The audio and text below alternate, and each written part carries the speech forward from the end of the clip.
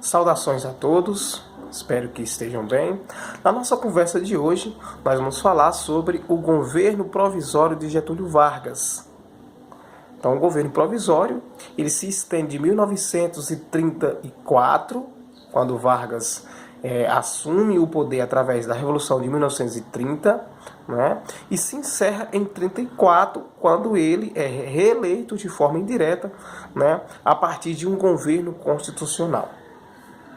Mas a subida de Vargas ao poder, presidência da República, ela foi o resultado, né, de um longo processo, né, que resultou, como nós já dissemos, na Revolução de 30.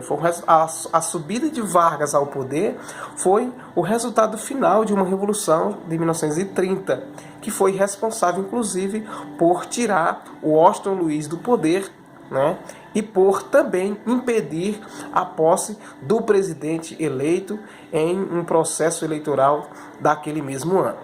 O paulista, como nós já dissemos em outros momentos, que foi o paulista Júlio Prestes. Tranquilo? Então a Revolução de 1930 ela foi fruto, né, de uma intensa crise que acabou atingindo todos os setores do país, mas principalmente a política brasileira no final da Primeira República.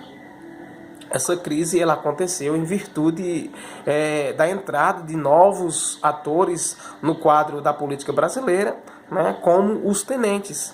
E também, né, aconteceu em virtude das disputas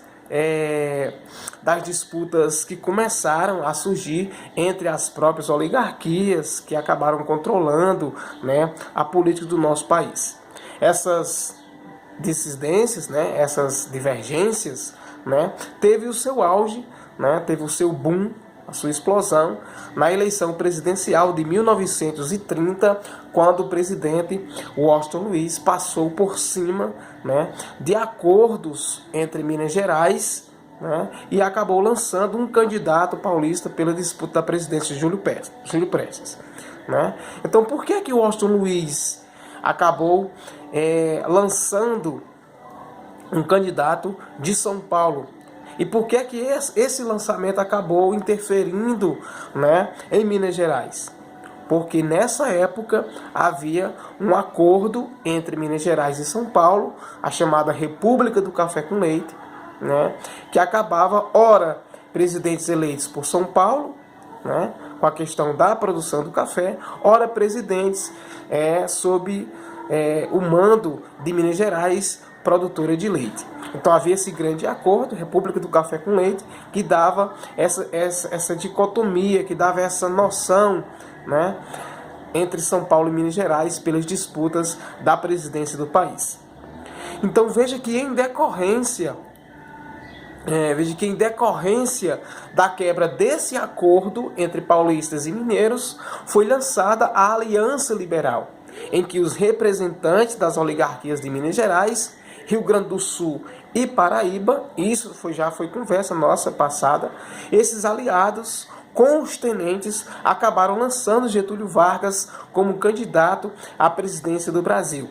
Vargas, eu lembro que havia sido, né, já tinha uma carreira política, né, Vargas já tinha sido deputado federal entre 1923 e 1926, já havia sido também ministro da Fazenda entre 26 e 27 e era o então governador do Rio Grande do Sul. Então Vargas já tinha uma larga experiência política, né, já tinha uma carreira política sólida, uma carreira política formada e foi, portanto, o representante dessa aliança liberal, né, o representante político dessa aliança liberal que reunia Minas Gerais, Paraíba, né, e o próprio Rio Grande do Sul, que fizeram frente a São Paulo, que acabou indicando Júlio Prestes. Então a candidatura de Vargas, porém, ela não conseguiu mobilizar uma grande quantidade, né, que fosse suficiente e acabou sendo derrotada no pleito por Júlio Prestes. Com a derrota, nós já dissemos isso na conversa passada, com a derrota, parte dessa aliança liberal partiu para uma conspiração contra o governo eleito, contra o governo estabelecido, né, contra Júlio Prestes. E essa conspiração acabou levando a um levante militar, uma junta militar, que teve como estopim, que teve como fim maior o assassinato de João Pessoa, que era vice-presidente de Getúlio Vargas. Esse assassinato de João Pessoa acabou sendo motivado por questões políticas, né, regionais, e iniciou um levante contra o governo de Washington Luiz em diferentes partes do país, não só em São Paulo, né? Em diferentes partes do país. Essa revolta, eu lembro que essa revolta ela foi iniciada em 3 de outubro de 3 de outubro a 24 de março daquele ano. E o Washington Luiz acabou sendo deposto, ou seja, o Washington Luiz acabou sendo forçado a sair da presidência, no cargo de presidente. E nos dias subsequentes, nos dias seguintes, foi formada uma junta militar que governou o país, né, por alguns dias. E depois, essa mesma junta militar acabou nomeando Getúlio Vargas como presidente provisório do Brasil em 3 de novembro de 1930. Inicia, portanto, dessa forma, o governo provisório de Getúlio Vargas. E quais são as principais características desse governo provisório? Quais são as principais forças políticas que irão ajudar Getúlio Vargas a governar o país? Então, como o próprio nome sugere, esse primeiro momento de Vargas no poder tinha como principal finalidade, tinha como principal objetivo, organizar o país e formar uma Assembleia Constituinte. E essa Assembleia Constituinte tinha a finalidade de elaborar uma nova Constituição. Por que elaborar uma nova Constituição? Né? Não só porque era um pedido das forças, não só porque foi um pedido das forças oposicionistas de Vargas, né?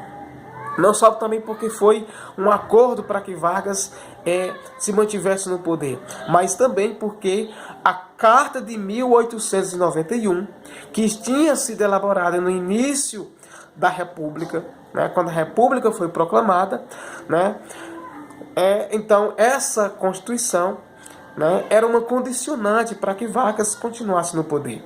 Né?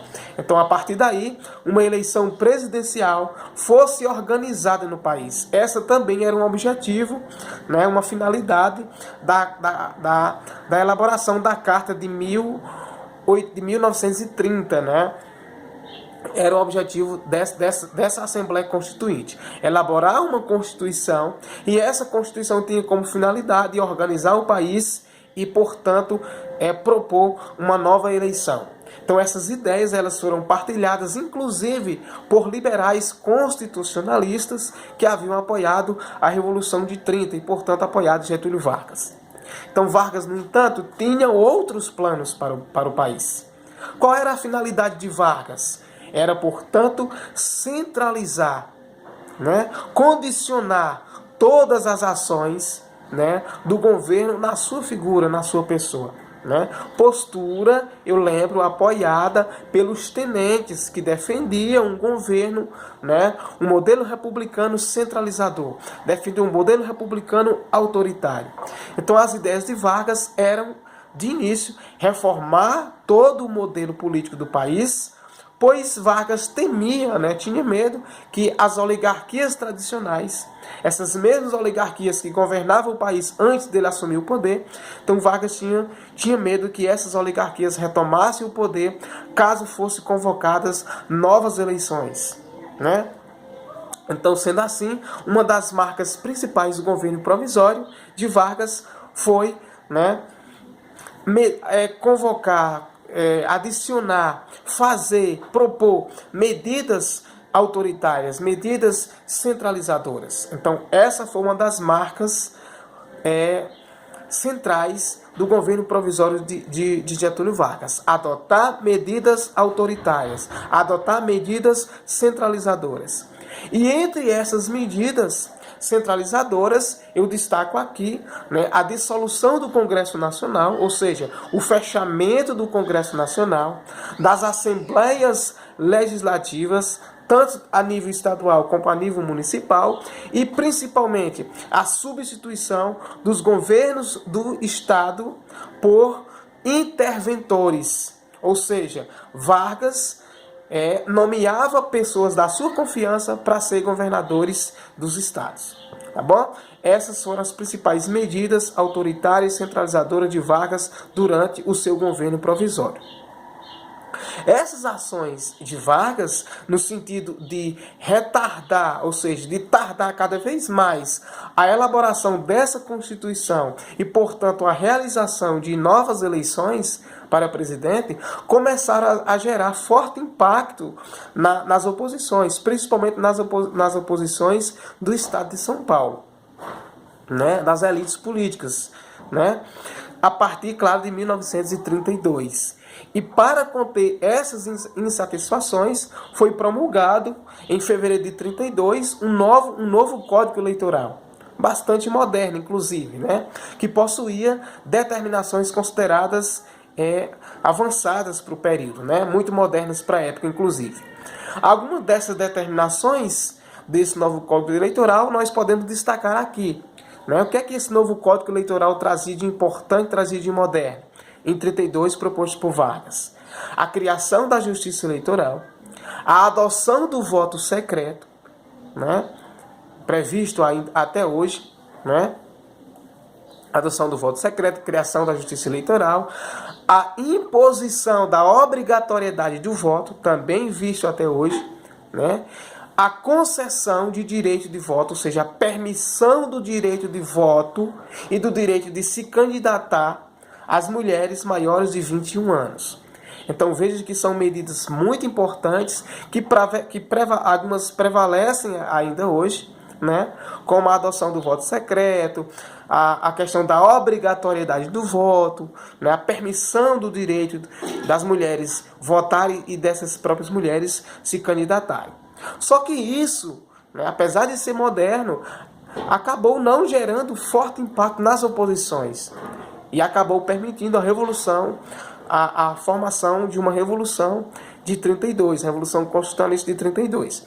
Então esse decreto de Vargas, esse decreto do Código Eleitoral, teve pouco impacto, né, nas oposições. E isso acabou gerando ainda insatisfação dos paulistas com o governo, né, como forma de aclamar os próprios paulistas.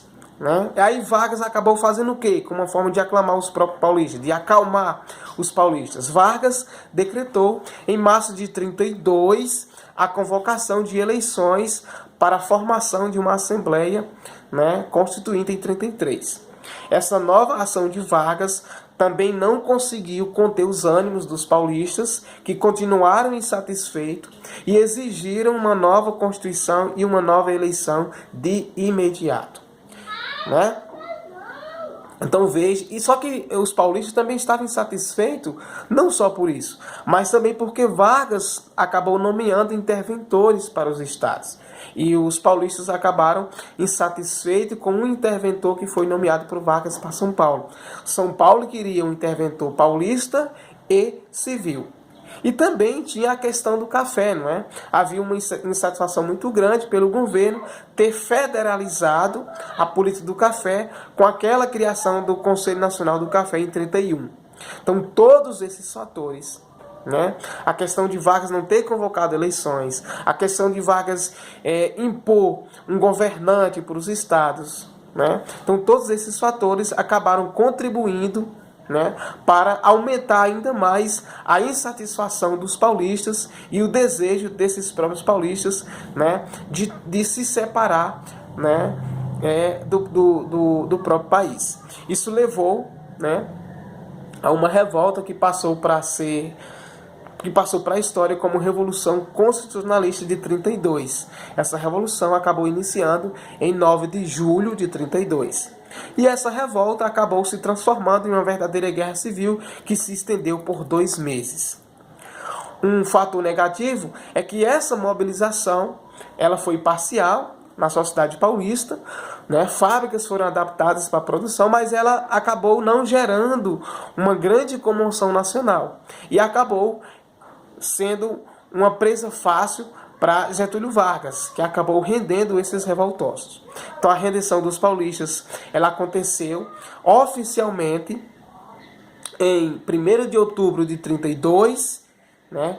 E Vargas acabou prendendo os rebeldes, expulsou os oficiais dos exércitos, cassou direitos civis dos principais revoltosos, né, nesse levante, acabou despachando para o exílio, acabou mandando para o exílio lideranças políticas e militares do Estado e acabou reorganizando a força pública, né, e de forma a reduzi-las a um status de órgão policial.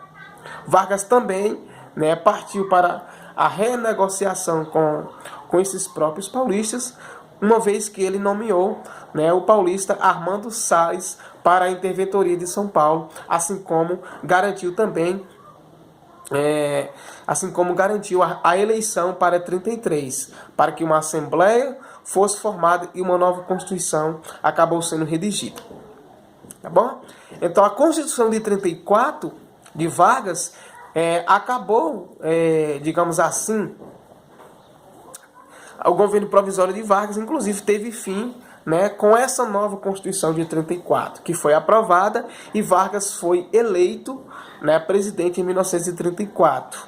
Essa nova carta, essa nova Constituição, né, essa nova Constituição de 34, ela foi elaborada por deputados eleitos na eleição de 33, né, e ela acabou sendo formada, né, acabou contribuindo para que fosse formada com essa eleição um debate, né, e escreveu uma nova Constituição para o país, nos moldes da Constituição alemã, né, a República de Weimar. Só que essa Constituição de 34, que foi promulgada em julho do mesmo ano, ela acabou sendo caracterizada por ser bastante moderna. Né? Por quê? Porque Vargas acabou sendo insatisfeito, né? Acabou ficando insatisfeito com essa nova Constituição. Por quê? Porque ela reduzia os poderes do Executivo e acabou estimulando, né? Acabou fazendo com que o mandato presidencial fosse apenas de 4 anos sem a possibilidade de reeleição. Né? Veja que essa questão de se colocar o mandato presidencial para 4 anos, isso em 1934, ela acabou se perpetuando, né? E ela só foi mudada, né, nos anos 90, quando o presidente Fernando Henrique Cardoso, né, acabou no que a gente pode chamar de uma manobra política, né, porque ele já era presidente e para que ele continuasse na presidência, ela acabou fazendo essa questão uma manobra política, né, através de uma emenda constitucional, e a partir daí, nos anos 90, o mandato presidencial ele acabou se estendendo, acabou fazendo com que essa questão dos mandatos das pessoas no executivo fosse estendida por mais 4 anos, na questão da reeleição, tá bom?